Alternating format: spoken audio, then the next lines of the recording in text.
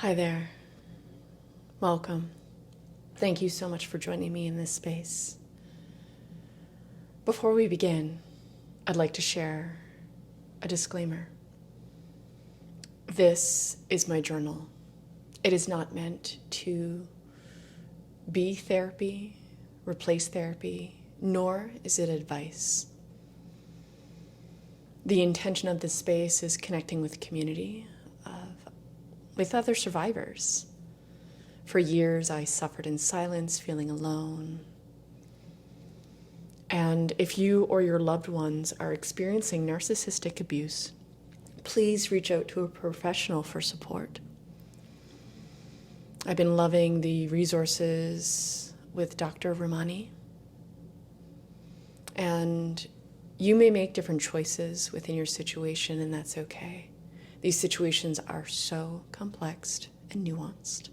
So you do what's best for you and tune into the heart. Do you have capacity to hear stories from a survivor today? So let's begin. I'm going to jump right in, and this series won't go in any chronological order. They will simply be aspects of my journey shared, because, as we know, when it comes to healing and the body's process, is we are triggered with different things, different memories at different times. And I really wanted to open up this series with a story, with an event that transpired that I still often think about and go back to. So here we go. It was the early 2000s, I think around 2002 or so. I would have been around 20. And I was no longer living at home. I moved out at 19. My mother was always extreme. I would categorize it as extreme, and with her narcissistic abuse and tendencies. And so I moved out as soon as I could. I still kept contact with my mom and my parents. My parents were still together. I always had a close relationship with my father. And he was like the tie that kept us together. And so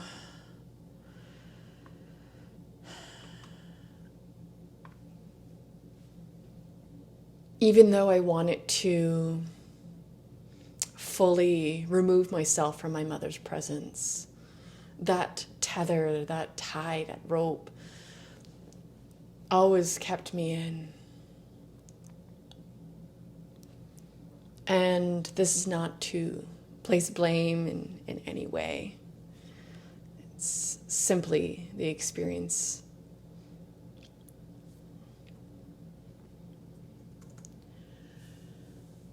And so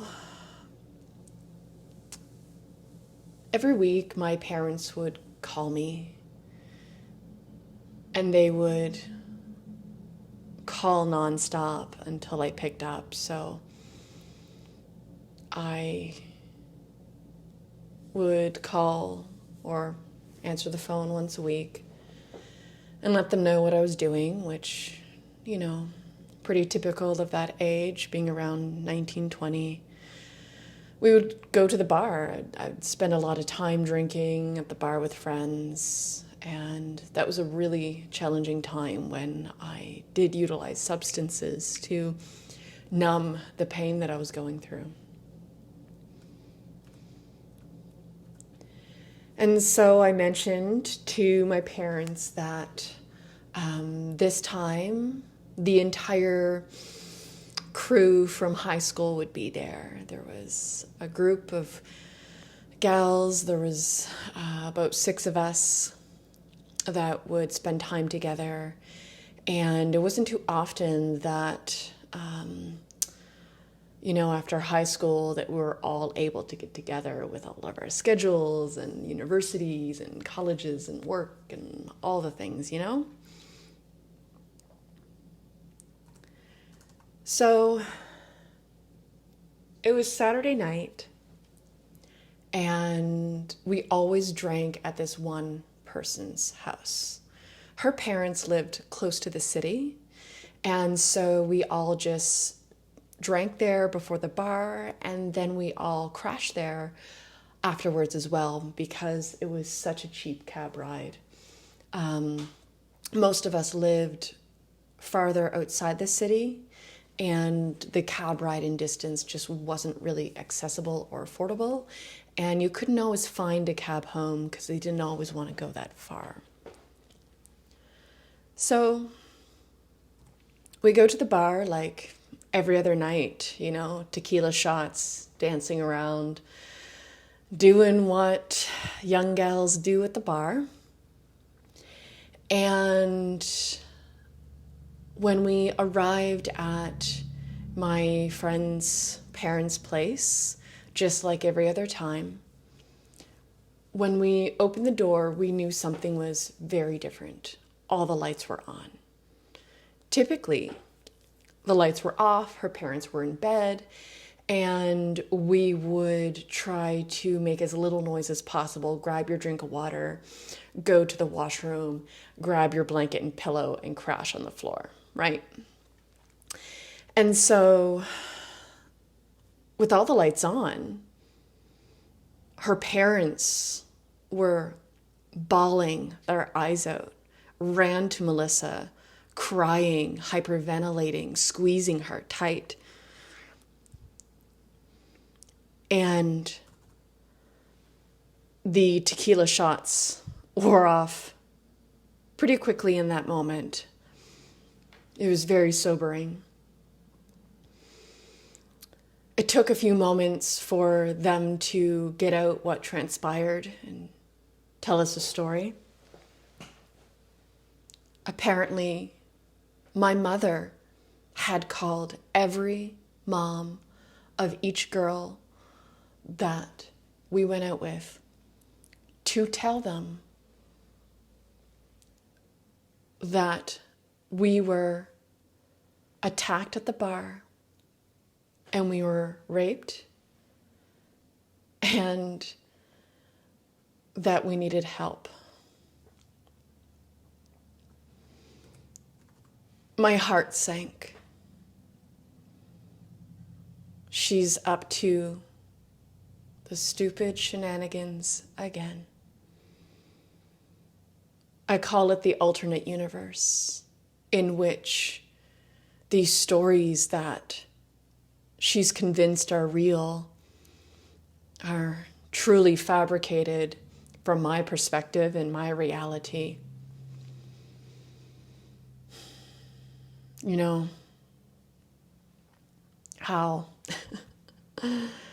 How does this even happen? How can one share these stories? Where do they come from? I have no idea. And so we convinced her parents that we were fine, nothing happened, because nothing did. We were all perfectly safe. It was a very typical night. There might have been a drunk asshole or two, a little too handsy or gropey, but we know how to handle that. And so, after convincing her parents that all is well, and it was just another one of my mother's stupid shenanigans, her mom looked at me and said, you need to call every single mother, and you ladies need to straighten this out. And then she looked at me in the eye, my friend's mom, and said, I will be calling the police, and I want to press charges against your mom. This is my last straw. I was scared. I knew that this would also affect my mom's job working with children. So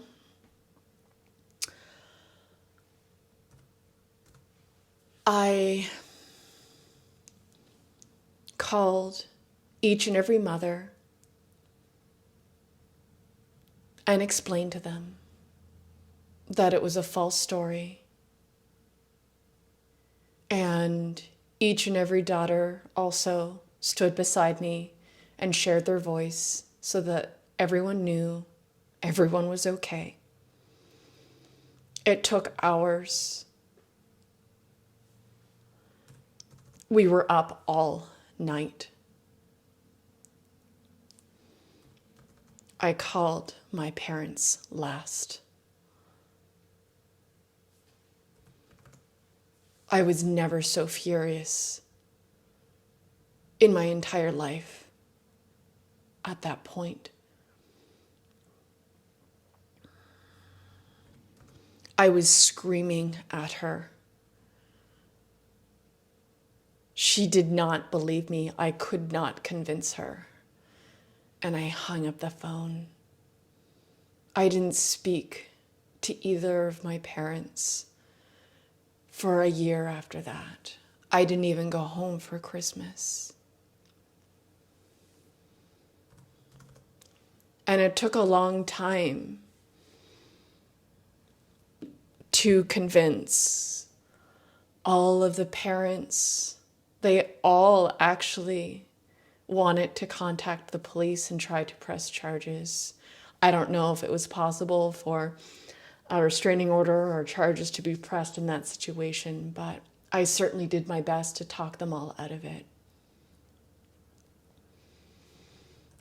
That is actually something I regret. I wish I would have let them so that she could see, perhaps, how out of touch with reality that she is. And maybe it never would have made a difference because no one can convince her of anything. She is always right. And so much rigidity, so rigid in this rightness, that your feelings, your truth, your reality just simply don't exist.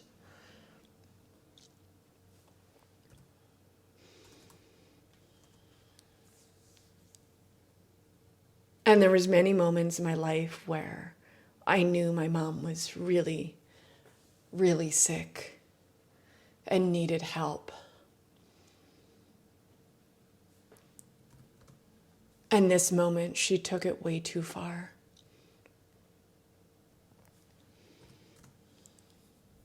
I stopped telling my parents who I was hanging around with. I didn't want this to happen again. I had to protect my friends. I stopped telling my parents where I was going, what I was doing.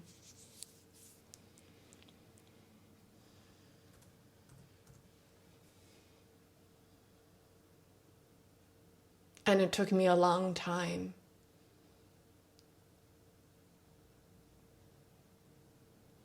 to come back to a family event.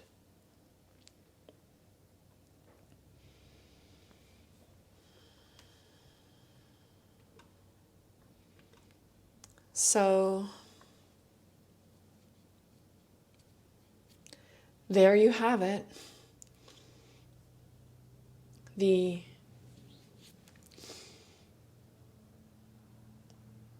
I don't know what you call it. Extreme experiences of a survivor of a narcissistic mother.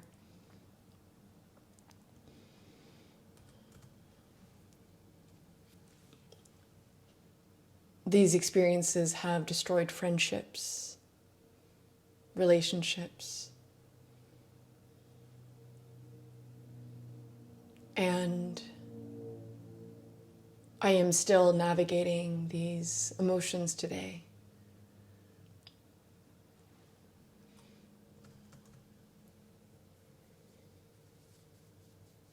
And so there we are. That's it for today's share. I hope you're well, and I hope you know that you're not alone. Oh, one more note. I will add that there's been many occasions where I did try to approach my mom in making it up. And every time I've approached her, she either says, I don't remember that happening, you're making it up, you're exaggerating. Or she says, I know the truth, I know what really happened because I have mother intuition and I've seen it all happening. So depending on the time of day, there are different answers. And so I'm done approaching her on this story. It is useless. But since I've really brought this out into the light with extended family members, aunts, cousins, and really letting people know of the abuse that's transpiring in our family, I've shared this story. And everyone was absolutely horrified. I'm still horrified. And just know that you're not alone. So take care. Take care of your nervous system. Do what you need to do. Do what's best for you. Lots of love.